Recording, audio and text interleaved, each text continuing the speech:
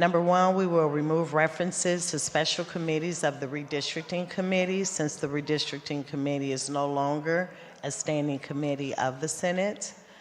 Two, we will remove the early childhood education committee and add the committees on child welfare, commerce, consumer protection, criminal law, and pensions. Three, we will specifically require senators to avoid threats, inciting violence, or other assaults in debate. We are simply updating the name of the Appropriations Public Safety Committee to reflect that the committee has always overseen transportation infrastructure.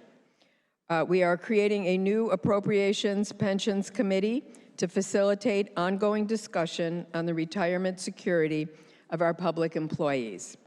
And we are creating a mechanism to allow House members to remove or change the House sponsorship of a bill in the Senate. This week has been a momentous week, both here in Springfield, but also in the city of Chicago, as we have watched the testimony of Speaker Madigan in federal court.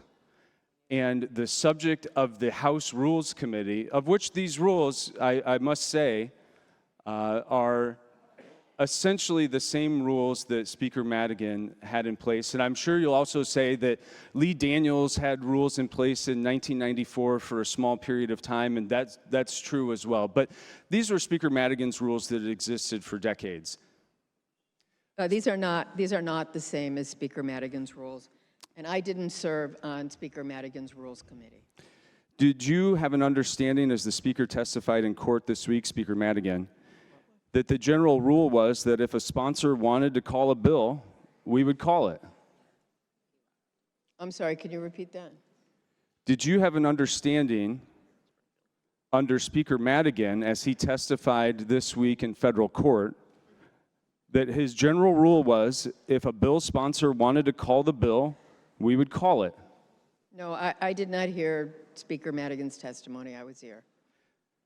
Is that arrangement that the Speaker testified to under oath, Speaker Madigan, still the practice in place in this House of Representatives?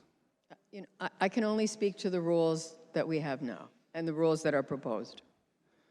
Speaker Madigan further testified that if there were a majority of House Democrats against a bill, he would not call it.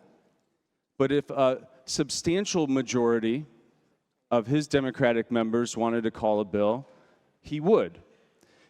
Is that arrangement still in place today in our House of Representatives?